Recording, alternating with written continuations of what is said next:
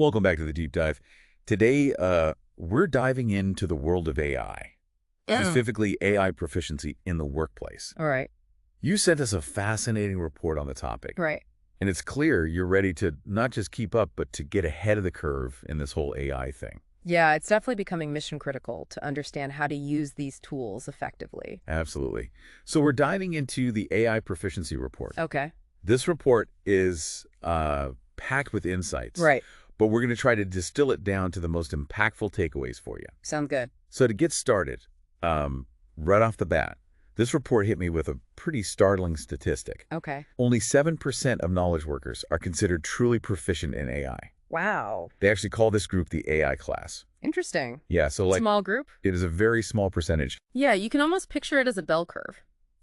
Most people are still just trying to figure out where they fit in this whole, rapidly evolving AI landscape. Okay, so 7%. That's a pretty exclusive club. Yeah. What's so special about this AI class? Hmm. What are they doing that the other 93% of us aren't? Well, the report highlights these incredible productivity gains this group is experiencing. We're talking up to 12 hours saved every single week. Hold on. Rewind that 12 hours. That's like an extra day and a half every week. It's a lot of time. Imagine what you could do with all that extra time. That's what they're figuring out. Oh man, I'd finally have time to actually go on those weekend hikes I keep talking about. Exactly. It's huge for productivity and for work-life balance. Okay, I'm sold. Yeah. Sign me up for the AI class. But seriously, what is it about their approach that makes them so much more efficient? So the report dives into the specific characteristics of what it calls AI types. There are four: the AI class, the experimenters, the newcomers, and the skeptics. Okay, so it's not just like AI users and non-users. There's a whole spectrum here. Right, and understanding where you might fall on that spectrum is a great starting point. Totally. So let's zero in on these high achievers, the AI class. The report makes it clear that it's more nuanced than just how often someone uses AI. There's something deeper going on. You're right. It's not about just dabbling here and there. The report reveals 3 surprising habits that set the AI class apart, and these aren't your average tech tips. Okay, now you've got me really curious. Lay it on me. What are the secrets of the AI class? All right, so the first habit is pretty straightforward. They use AI every single day, like it's second nature. Every single day. Every single day, 87% of them compared to just 39% of the experimenters. Wow, that's a big difference. It is. They've basically woven AI into everything they do. So it's about consistency, right? Like building that muscle memory, Yeah. just like practicing an instrument or something. Exactly. The second habit might surprise you, though. They're all about those paid AI tools. A full 99% of the AI class are using paid tools. So they're putting their money where their mouth is. But for someone like me, what's the real difference? Like, why is a paid tool so much better than just using a free one? Think of it this way. Using a free AI tool, it's like getting advice from a high school sophomore who's skimmed a few Wikipedia articles. It might be helpful in some cases. Okay, I see where you're going with this. But a paid AI tool, that's like having a PhD student at your beck and call.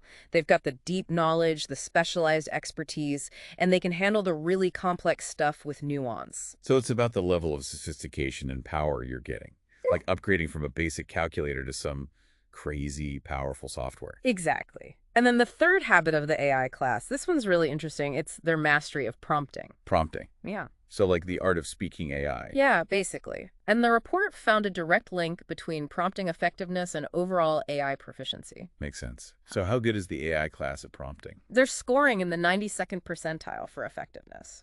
Wow, so they really know how to speak its language. What are they doing that's so special? What makes a good prompt anyway? It's all about being incredibly specific and clear in your instructions. You have to understand the nuances of how these AI language models work. And there are even specific techniques you can use, like giving the AI examples or breaking down complicated tasks into smaller, more manageable steps. It's like that saying, give a man a fish and you feed him for a day, teach a man to fish and you feed him for a lifetime. Except in this case, it's teach yourself how to fish for information and results using AI. I love that analogy. And speaking of investing in those skills, one super interesting thing from the report is that 60% of the AI class are paying for their own large language model subscriptions on top of whatever their company provides. Really? Their own subscriptions? Those things aren't cheap. Nope. It shows you how much they value having access to these tools. They're literally betting on themselves, recognizing that mastering these tools can make a huge difference in their careers. Wow, that's a powerful statement. Definitely makes you think twice about those subscription fees. Now, one thing that I think trips people up is that when we talk about AI, everyone immediately thinks of content creation. Writing blog posts, generating images, that kind of thing. Yeah, I've noticed that too. And while the report shows that content creation is a common use case, the AI class seems to be using AI for a much wider range of tasks. For sure. That's a key difference in mindset. So what else are they doing with these tools? Well, the report talks about using AI in different personas, like Yeah. thinking of it as having different skill sets. Hmm. And the AI classes really embrace this concept.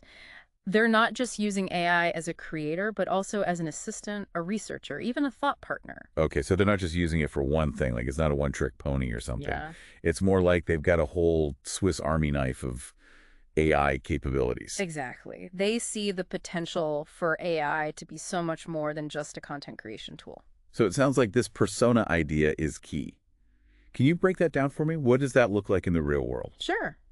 Imagine you're drowning in data trying to put together your next big presentation. Instead of spending hours going through it all manually, your AI researcher can analyze it for you in minutes, picking out the key trends and insights. Or maybe you're feeling stuck on a project.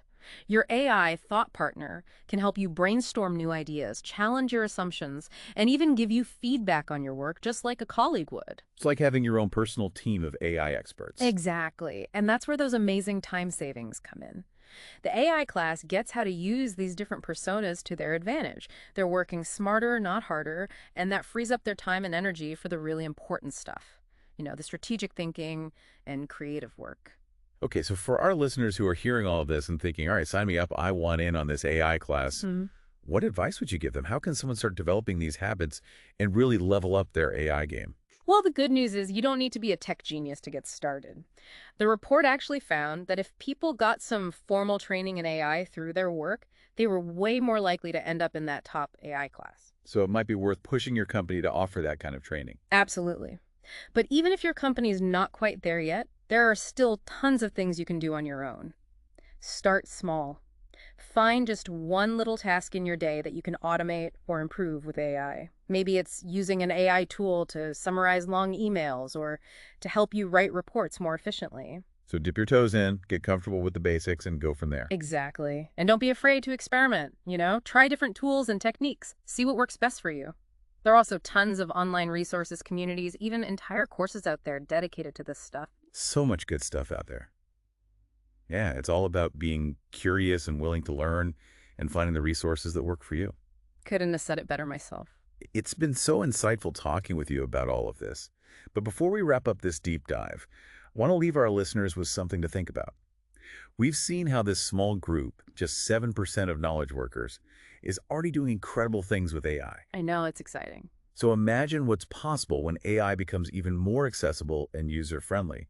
The potential is mind-blowing. It really is. We're on the edge of a massive shift in how we work, how we learn, how we solve problems. And the people who embrace AI and learn how to use these tools well will be the ones leading the way. So to all our listeners out there, dive in, explore, and discover the amazing things AI can do. And be sure to check out the show notes for a link to the full AI Proficiency Report so you can dig even deeper. That's it for this deep dive. Until next time.